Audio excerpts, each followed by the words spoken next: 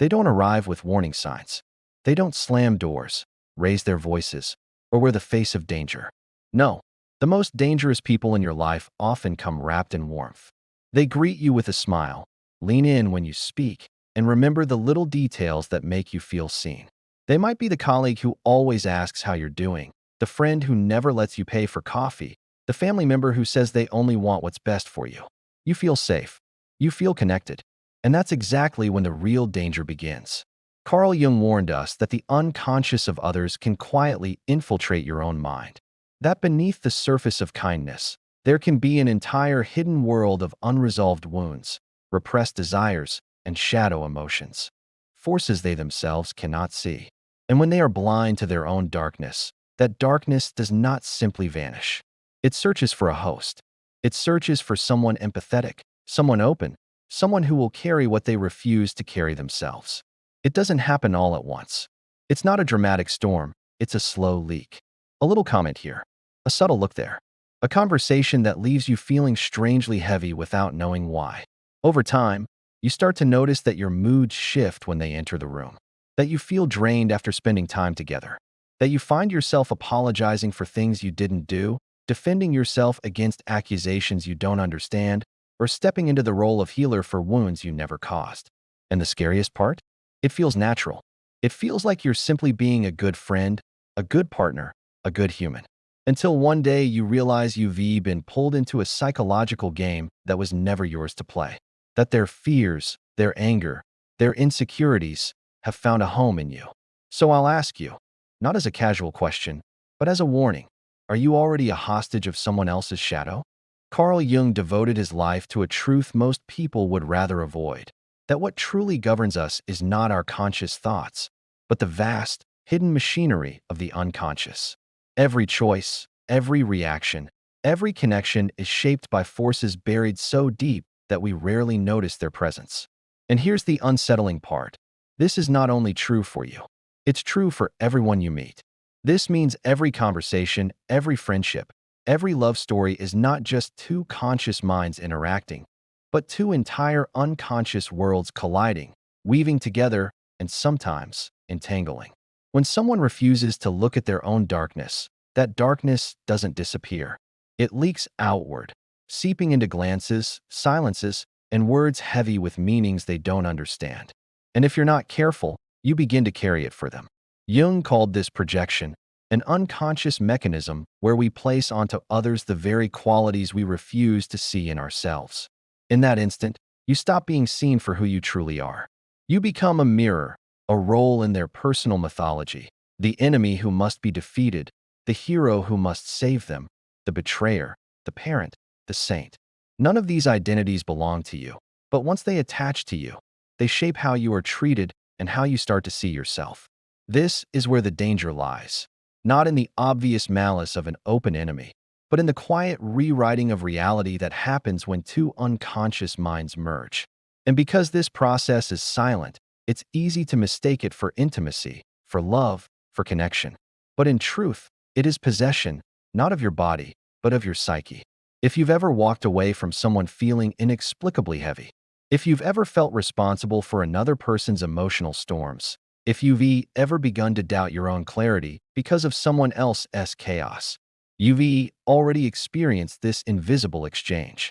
And once you understand how the unconscious moves between people, you'll start to see the 6 faces Jung warned us about.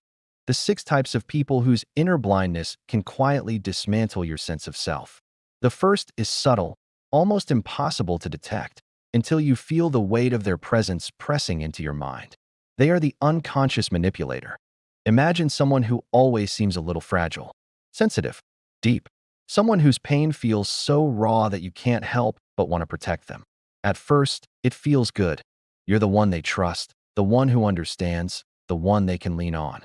But slowly, almost imperceptibly, the weight you're carrying grows heavier. Until one day you realize, you're not just supporting them. You've become the battlefield where their unspoken wars are fought.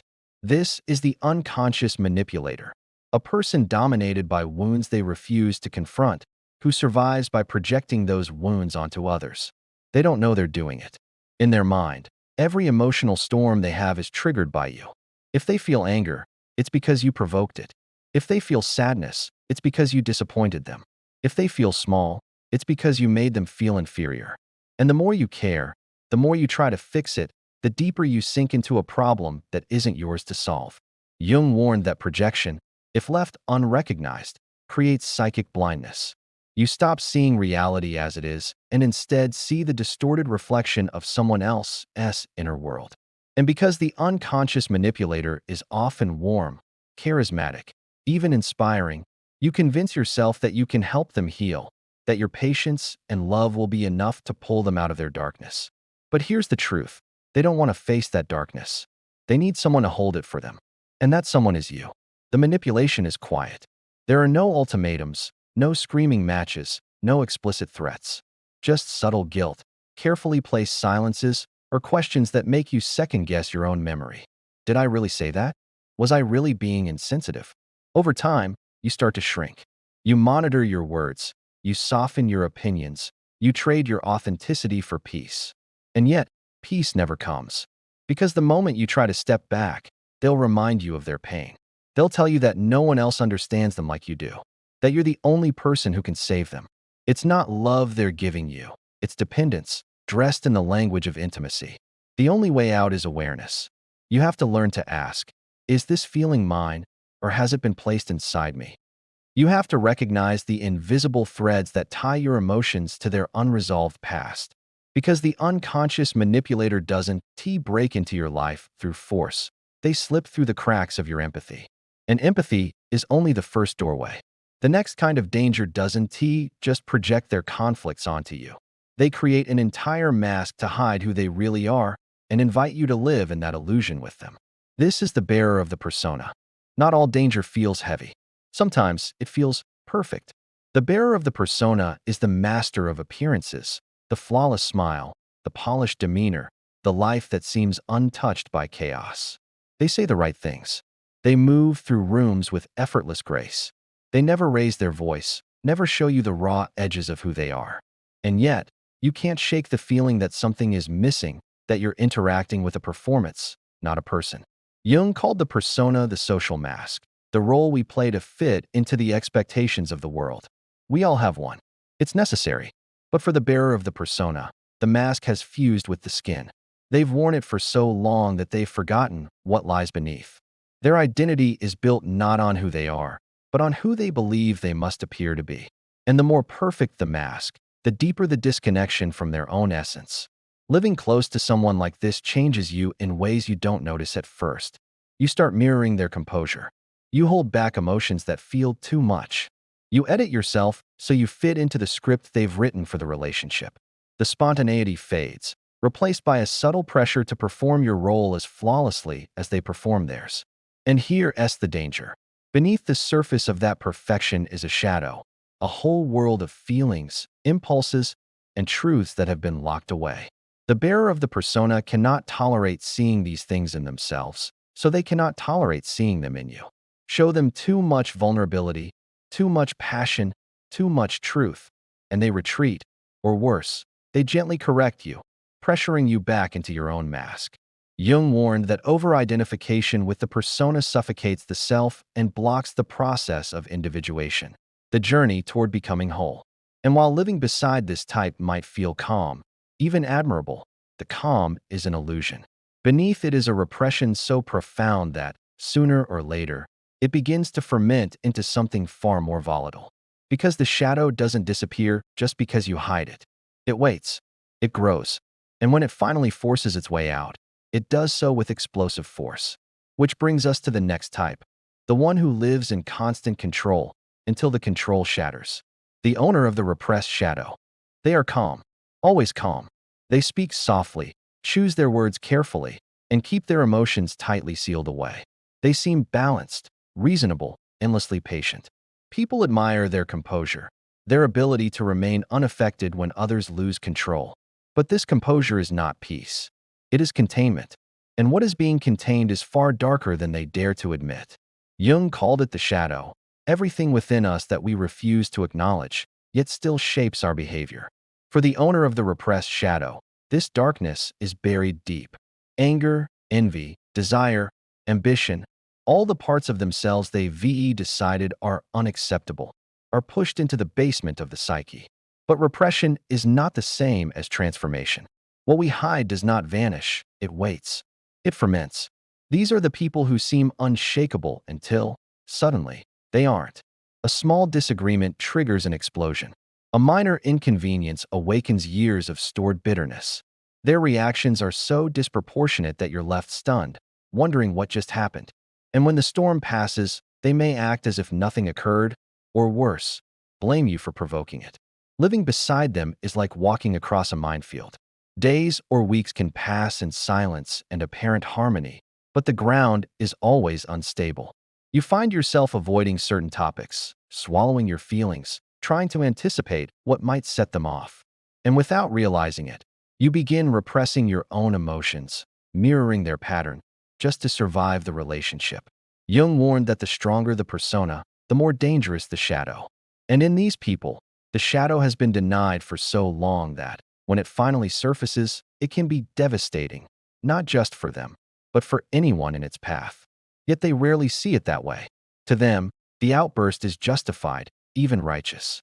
They truly believe they are defending themselves against something wrong in you. And here is the most insidious part. The shadow is not only made of bad qualities. It also contains potential, creativity, courage, and passion. But in their attempt to bury their darkness, they've buried their light as well. What's left is a life controlled by unacknowledged forces, where the truth is chained in the dark and the explosion is always just a matter of time. But not all explosions come in a flash of emotion. Some arrive dressed as virtue, as the voice of morality, telling you what is right, what is wrong, and why you must change. This brings us to the next, and perhaps most suffocating type, the moral controller. Not every prison is built from stone. Some are made from rules, from expectations, from a constant whisper in your ear telling you what a good person should do. The moral controller does not raise their voice in rage. They cloak their control in the language of virtue. They tell you it's for your own good. They tell you they're only being honest. They tell you they're helping you be better. And slowly, without realizing it, you start to measure yourself by their approval. Jung saw this archetype as one of the most dangerous forms of repression. The moral controller believes they are a guardian of righteousness, but in truth, they are projecting their own unacknowledged impulses onto the people around them. They cannot face the desires, flaws, or contradictions within themselves, so they hunt for them in you. Every mistake you make, every choice that doesn't align with their moral code, becomes evidence that you are the problem. Living with them feels like being under constant surveillance. Even your smallest actions are examined, weighed, and found wanting. And because their authority is rooted in morality, you begin to doubt your own instincts. You question your joy, your spontaneity, even your needs, wondering if they're selfish, wrong, or shameful. This dynamic is especially insidious because it doesn't feel like oppression at first. It feels like guidance. It feels like love with high standards. But over time, the standard becomes impossible, and the cost is your freedom. You learn to hide parts of yourself that might be judged. You adapt. You censor. You shape your identity to fit into their definition of good. Jung warned that excessive moralism is often a mask for deep inner conflict. The louder someone insists on their purity, the more likely they are hiding a shadow they cannot bear to confront. And so the moral controller lives in a constant battle, not with the world, but with themselves, using you as the battlefield. But while their control is rigid and deliberate, the next type is far less predictable. They don't just impose their morality. They are ruled by forces they cannot see, pulled into emotional storms without warning, taking you with them every time. This is the complex person. One moment, they're warm, open, affectionate. You feel close, connected, safe. The next moment, their tone sharpens, their eyes narrow, and you're suddenly the target of an accusation you never saw coming. A joke becomes an insult. A gesture of affection is twisted into something suspicious. You stand there, stunned, trying to trace how the ground shifted so fast beneath your feet. This is life with the complex person, someone whose psyche is ruled by unconscious emotional clusters, Jung called complexes. They are like fragments of past pain, stored deep within, each carrying its own memories, fears, and demands.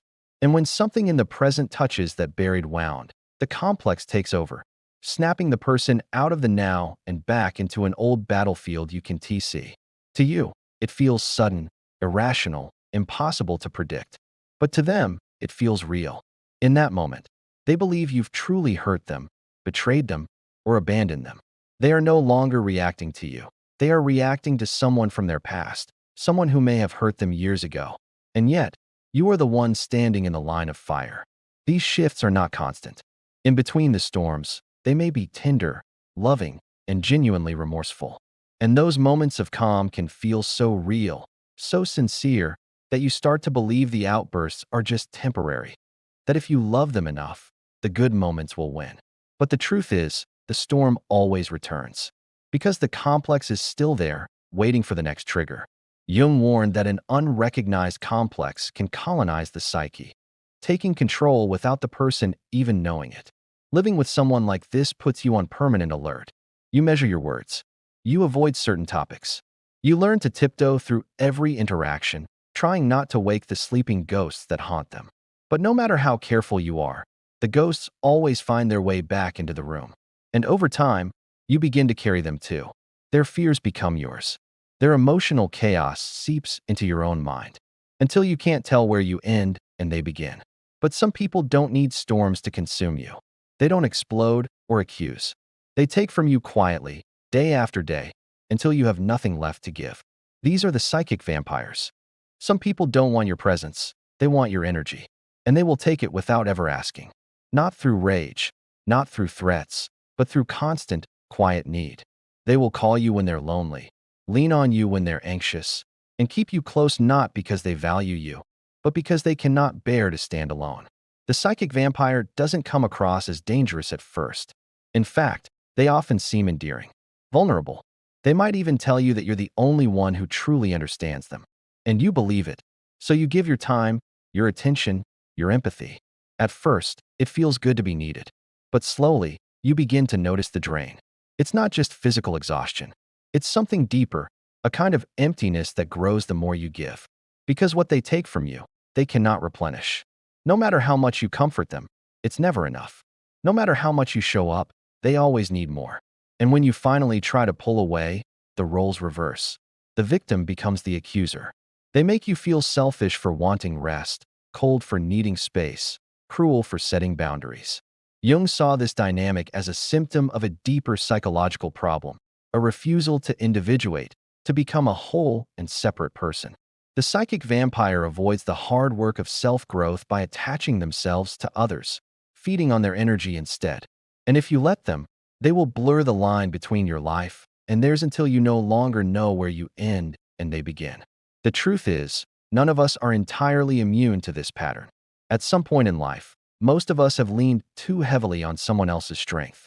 But the danger comes when it becomes a way of life, when the only way one person can stand is by standing on top of another. And this is the moment to face an uncomfortable truth. These 6 types are not just out there in other people. Sometimes they live in us too. It's tempting to hear these 6 profiles and think only of others, the people who have hurt you, drained you, left their shadows tangled in your life. But Jung would caution you against that kind of certainty, because the line between us and them is not as solid as we like to believe. The unconscious is not an enemy that lives only in strangers. It lives in us, in the moments we project our pain onto someone else instead of facing it. In the times we hide behind a mask because showing our truth feels too risky. In the days when we cling to another person's energy because we can stand in our own. Jung believed that every human being carries the seeds of all these patterns. We are all capable of being the manipulator, the mask wearer, the shadow bearer, the moral judge, the storm-driven, the quiet drainer. The difference between the people who harm and the people who grow is awareness. The courage to turn inward and meet what we've hidden from ourselves. Because when we refuse to see our own darkness, we inevitably hand it to someone else to carry. And in that moment, we become the very danger we fear. So as you think about the people in your life, also think about the patterns in your own. Not to shame yourself, but to free yourself. Because what you make conscious no longer controls you in the shadows. Freedom does not begin when the dangerous people disappear from your life. It begins when you stop giving them the keys to your mind. Jung's work reminds us that no matter how strong, how clever, or how self-aware we think we are, the unconscious will always find its way into the spaces we leave unguarded. The only true defense is light, the kind that comes from turning toward what we've tried not to see. When you name the projection, it loses its grip. When you unmask the persona, you breathe for the first time. When you meet your own shadow, it stops lurking in the dark corners of your relationships. And when you learn to stand in your own energy, no one can drain you without your consent. The 6 types you've just met are not monsters to be hunted. They are patterns, living, breathing symptoms of the human struggle to integrate what we do not want to face. Some of these patterns will show up in others. Some will show up in you. But each time you catch them in the act, you reclaim a piece of your sovereignty. So the next time you feel the slow leak of your energy, the bending of your truth, or the distortion of who you are, pause. Ask yourself, is this mine, or has it been placed here? Then, with clarity, cut the invisible thread. Because the moment you see the game for what it is, you are no longer a hostage. You are free. And in that freedom, you not only protect your own mind, you shine enough light for others to find their way out of the shadows too.